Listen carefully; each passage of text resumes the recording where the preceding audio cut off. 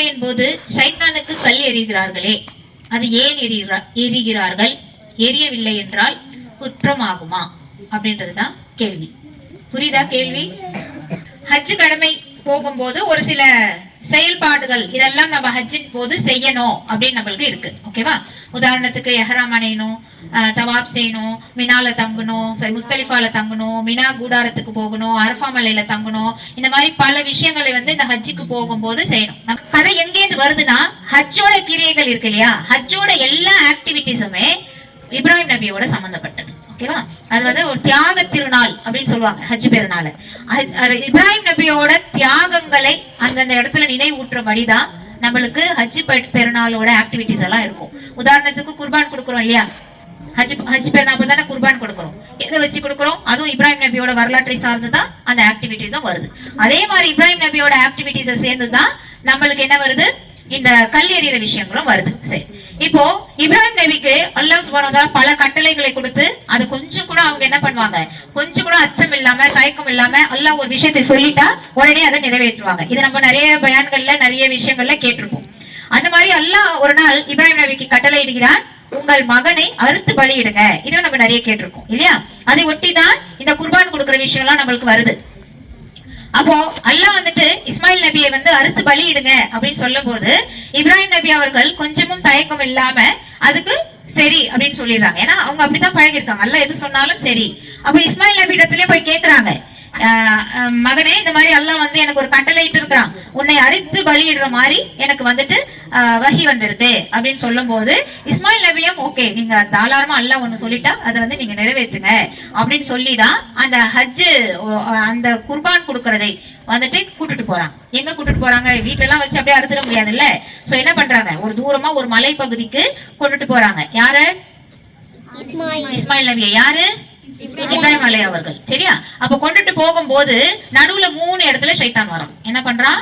என்ன சொல்றான், என்ன நீனு உனக்கு அறிவு இருக்கா, எப்படி எல்லாம் போறியே, இது பெரிய மோசடி, இது உனக்கு பெரிய துரோகம், இந்த மாதிரி எல்லாம் பண்ணக்கூடாது அப்படின்னு சொல்லி இப்ராஹிம் நபியை வழி மறைக்கிறதுக்காக ஷைத்தான் என்ன செய்யறான், 3 தடவை ஷைத்தான் ஒரு ரூபத்துல இப்ராஹிம் நபி கிட்ட சொல்றாங்க, இல்ல போவாத நிறுத்து அப்படின்னு. அப்போ ஃபர்ஸ்ட் டைம் ஒரு பெரிய இடத்துல, இப்ப நம்ம அக்கபா ஜமராத் அப்படின்னு நம்ம சொல்லக்கூடிய ஒரு இடத்துக்கு சைத்தான் காட்சி அளிக்கிறான். அப்போ இப்ராஹிம் நபி என்ன பண்றாங்க, கல் எடுத்து 7 கல் எடுத்து விட்டு கடாசுறாங்க, ஓடிப்போ அப்படின்னு சொல்லிட்டு, ஓடிப்போ இங்க வராத நிக்காத அப்படின்னு சொல்லி 7 கல்லை வீசுறாங்க.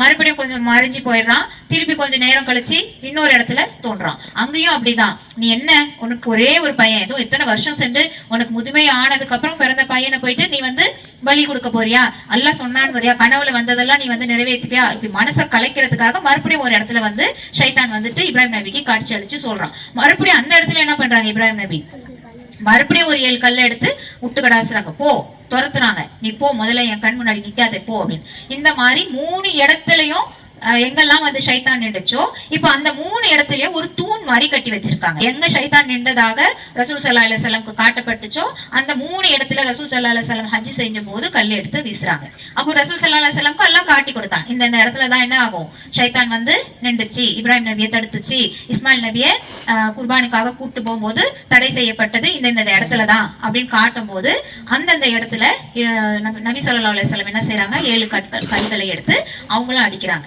அதை பார்த்துட்டு மக்களும் என்ன செஞ்சாங்க, அதுதான் பாக்குது. ஏன்னா நபி ஸல்லல்லாஹு அலைஹி வஸல்லம் தான் நம்மளுக்கு ஹஜ்ஜோட முறையை கத்து கொடுக்குறாங்க, என்னென்ன செய்யணும், எப்போ என்ன பண்ணணும் அப்படின்னு சொல்லி கத்து கொடுக்குறாங்க. சோ அதை பார்த்துட்டு தான் இன்னைய காலம் வரைக்கும், இன்னைக்கு ஹஜ்ஜுக்கு போறவங்க வரைக்குமே என்ன பண்றாங்க, அந்த 3 இடத்துல அடையாளம் இடப்பட்டிருக்கு இப்பெல்லாம். ஓகேவா? அப்போ என்ன அடையாளம் வச்சிருந்தாங்களோ நபி ஸல்லல்லாஹு அலைஹி வஸல்லம் காலத்துல, ஆனா நம்மளுக்கு இந்த இடத்துல தான் ஷைத்தான் நின்றான்னு அடையாளப்படுத்திட்டாங்க.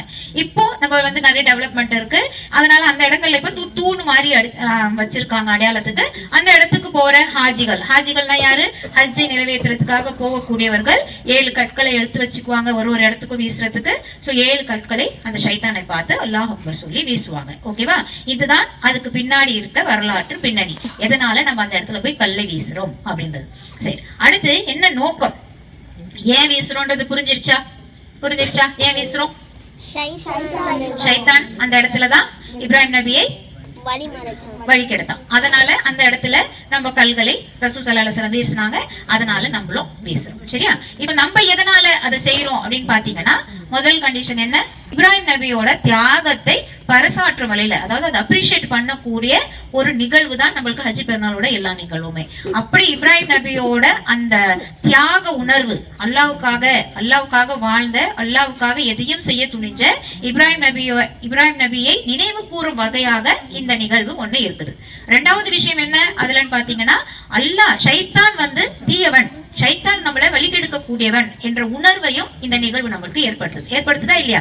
அப்போ அன்னைக்கே ஷைத்தான் வழிகெடுத்துச்சு, அப்போ இன்னைக்கும் ஷைத்தான் நம்மளை வழிகெடுத்துட்டு தான் இருக்கிறான். அப்போ ஷைத்தான் வழிகெடுக்க கூடியவன், அவனை நம்ம விரட்டணும், எந்த இடத்துல ஷைத்தானை பார்த்தாலும் விரட்டி அடிக்கணும் அப்படின்றதையும் நம்மளுக்கு நினைவூற்ற ஒரு நிகழ்வு தான் இந்த ஷைத்தான் கல்லெறிக்கிற விஷயம். ஓகேவா?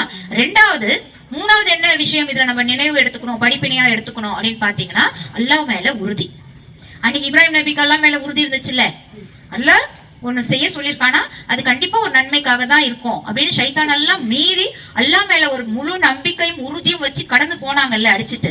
அப்ப அந்த மாதிரி ஒவ்வொரு தடவையும் ஷைத்தான் நம்மளை வழிகெடுக்கும் போதெல்லாம் அல்லாஹ் மேல நம்ம நம்பிக்கை வச்சு ஷைத்தானை விரட்டி அடிக்கணும் அப்படின்ற ஒரு படிப்பினையும் நம்மளுக்கு இந்த நிகழ்வுல இருந்து கிடைக்குது. சரிங்களா?